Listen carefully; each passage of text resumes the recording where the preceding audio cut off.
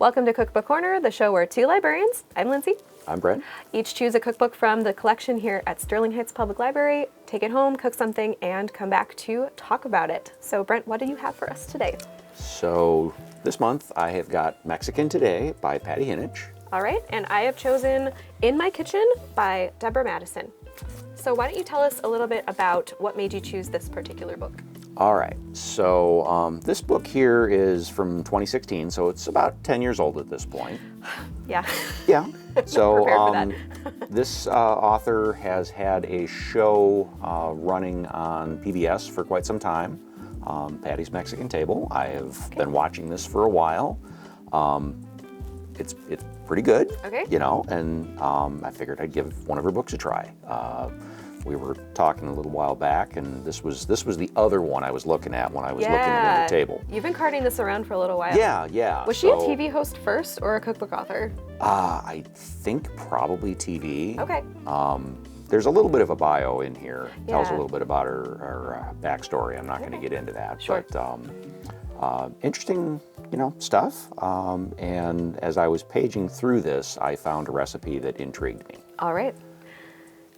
So why don't we just talk about the recipe that intrigued you so much? Okay. Yeah. So a little bit of backstory on this. The recipe is for a chicken Tamal Casserole with green sauce. And many years ago, back when I was still cooking for a living, I got interested in tamales. Used to work with a bunch of folks from all over the world, and a pretty fair number of them were from Mexico, and I took an interest. So I was talking to a buddy of mine at the time, and I said, I'm gonna learn how to make tamales, and he gave me this look, which I don't think I really fully got at the time. And he says, what are you doing? Just buy them like everybody else. Oh. And this is from an experienced professional cook. So, I don't know that I took this seriously at the time, but I maybe should have, because what he was trying to tell me is these are a lot of work. Sure. Yeah, it's one of those fiddly little things that... It's an assembly thing. Yeah, exactly. So I didn't quite register what he was saying, but I'm stubborn. Very stubborn. No, you...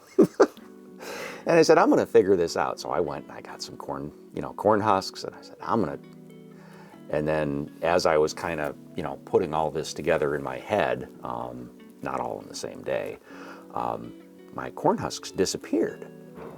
Somebody found them and assumed they were trash and threw them out. And so anyway, my tamale project kind of got derailed, and this was years ago, and I never really got back to it. I got frustrated, and the universe was telling you to try something else for a while. And I, as I learned a little bit more about it, I did learn that it's a ridiculous amount of work. I think it's usually done with a cohort. Yes. Like your family. And she addresses that here. It's not a solo project. A social project. Yes. And, makes it all go faster. But so I was going through this, and I've always been intrigued by the idea. And she had a shortcut. Oh. Rather than making individual tamales, she made a casserole in a 9x13. Okay. And I said, oh, hey, I've always wanted to figure that out. Yeah. So I plunged in and went at it. Okay. And what is the verdict? Any notes on the process, or? Well, so I took this on with the idea of learning something, and I did learn something. And I feel a lot more comfortable with the idea and the process now. But I've got some quibbles with He's got quibbles. The book and the recipe. And I kind of shot this back to you the day that I made it, and I was like, oh, hey, look. You sent me a picture like, I made it, and they said, how was it? You said, And so I was like, I'm sorry, I will recalibrate my response appropriately. No, so I'm still trying to figure out what the thing was. Okay. But I got it all put together, and we went to taste it, and there was a flavor note in there that was just off. I couldn't put a finger on it. It was almost a metallic flavor, and I still Still haven't figured it out. Still to this day remains a mystery. Now, this makes a pretty good size batch, and I didn't just throw it out. I held on to it and said, you know, it's... So I went back and had leftovers, and the leftovers, that note has faded. Okay. And I've tinkered with it a little bit since then, and I've kind of got it, you know, dialed in a little bit. Okay. So not a complete failure? No, not a failure, but not a home run either. Nothing wrong with a I failure. learned what I set out to learn, yeah. but there was something about this that was just not right, and I have not figured out what it was. But I learned the process. I learned how to make the dough. Yes. You know, dough, it's more like a thick batter. And, you know, there's sort of a steaming process. You know, you bake it, yes, but it's baked covered. I see. Okay, Yeah. that makes sense. So, you know, I got it. And so this is a multi-part recipe. It not only involves the casserole, but also, you know, you've got a separate recipe for the green sauce, which is quick salsa verde on page 99. And I have a salsa verde recipe of my own, which I use for things, and I'm not sure where exactly I picked it up, but it's pretty good. It's kind of similar to this, but I will say that there is a glaring boo-boo in this recipe. Oh no. Yeah. So, and it's in the yield. So it says it makes 2 cups. It starts with 2 pounds of tomatillos. For anyone who is not well versed in math, a tomatillo, how many tomatillos are in like a pound? What's the volume Depends of on that? how size, you know, what the size they are. There's not an easy, simple Bag answer full, for that. you know. Yeah, or it's a bunch. So.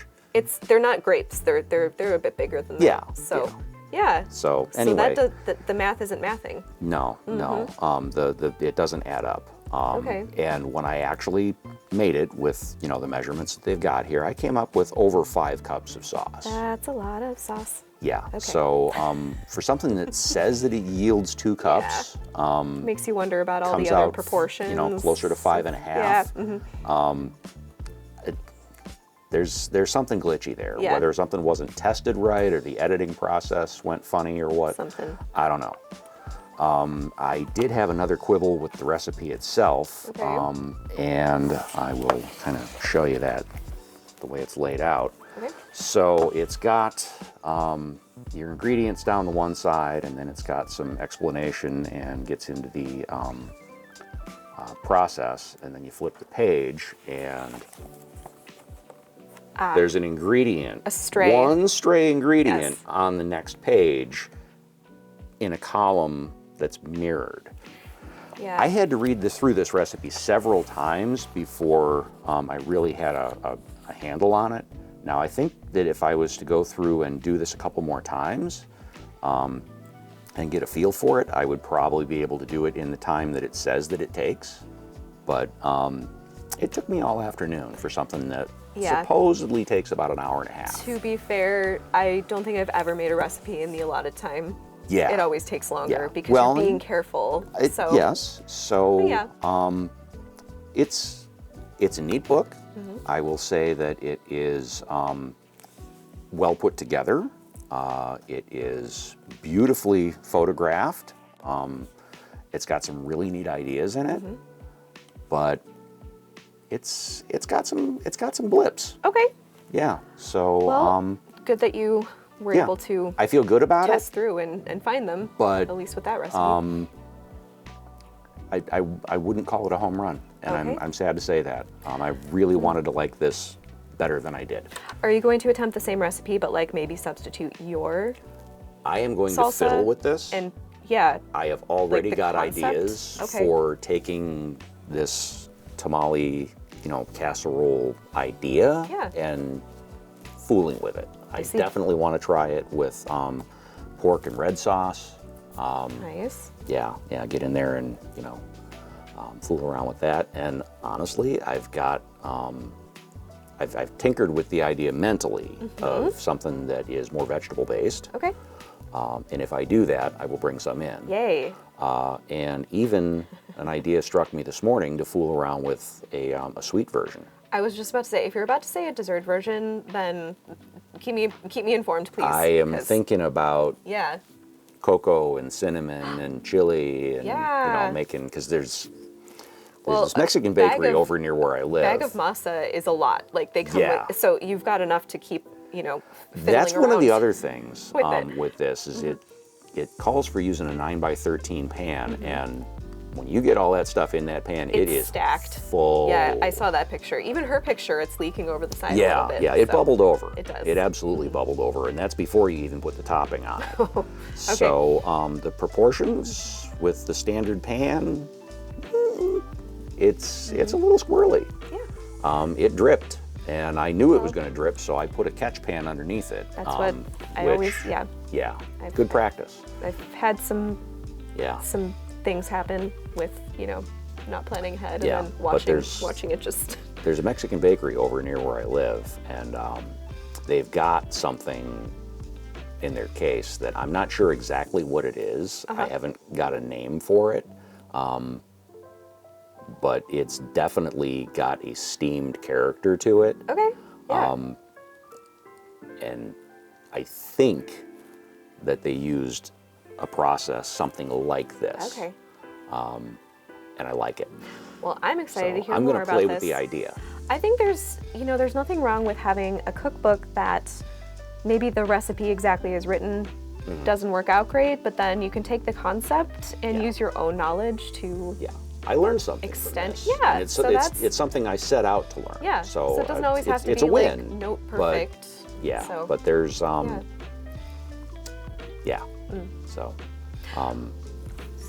enough about me. Enough about the tamales. Tell me about what you've got here. Okay, well, not to brag, but mine turned out perfect. I saw the pictures. Yes. Beautiful. Thank you. So, Deborah Madison, so this is her 12th cookbook that she's either written or co-written. Deborah Madison is kind of a pillar in the vegetarian slow food movement, local flavor community.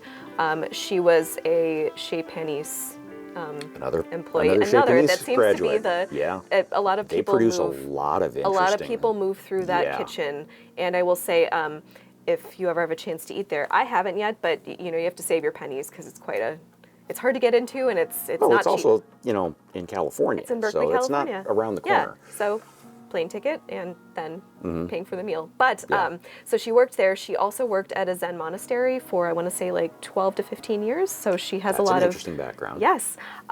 She's a big advocate for, like I said, the slow food movement, which is, if people are not familiar, the slow food movement is they call it like locavore, like eating local food, eating food that is produced by small farms, absolutely. etc. So if you can grow it in your backyard, do. Exactly. So that's kind of her thing. I have paged through other cookbooks of hers. This one I actually went through and did a little librarian move and looked at our what hasn't circulated much. This book is from 2017, and it may have gone out a handful of times since then, but not really much at all. So I wanted to say, let's give it a little boost today and see if it's any good. What I like about Deborah Madison is she's very focused on the way things grow and what works together based on season and also based on the type of plant, like botanically, what is related to other plants. And she says, if it's in the carrot family, it's going to work, carrots and coriander work together, carrots and cilantro work together, celery and dill work together because they all come from the same plant family. So I always found that fascinating.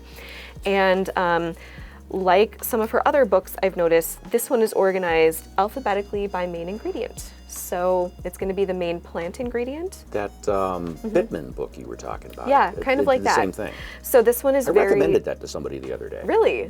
Okay, yeah, I'm a fan of his. He's a really good. He's a good instructor. Yeah. She is. I don't know about her other books as far as cooking instruction, but I will say with her recipes, you do need to have a bit of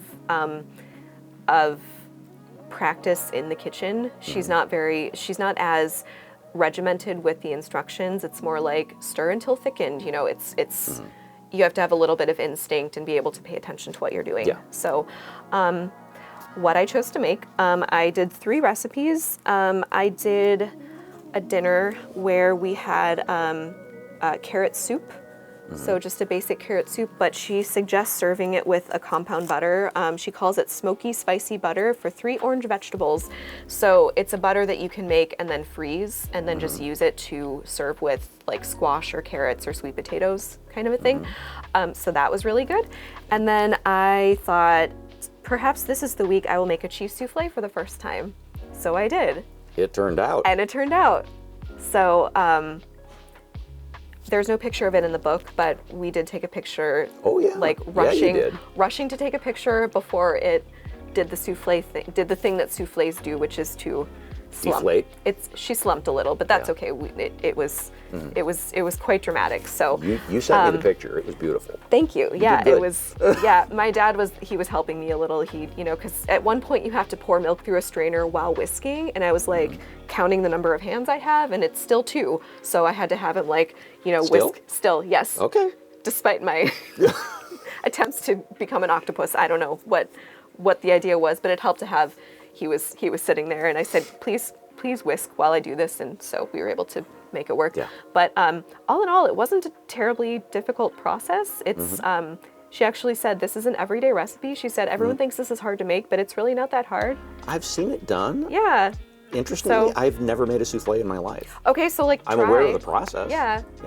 It wasn't hard to do, and then the payoff was this like crazy looking big like poofy delightful like browned eggy cheesy goodness, and cheese omelet with lift. It was so lifted. It was so like it was like eating a cheesy cloud, which does not sound appetizing, but it was. I tried. Trust me, it was. I don't know. It works for me. So yeah, it was really good. And the soup was fine. The butter like made it really interesting.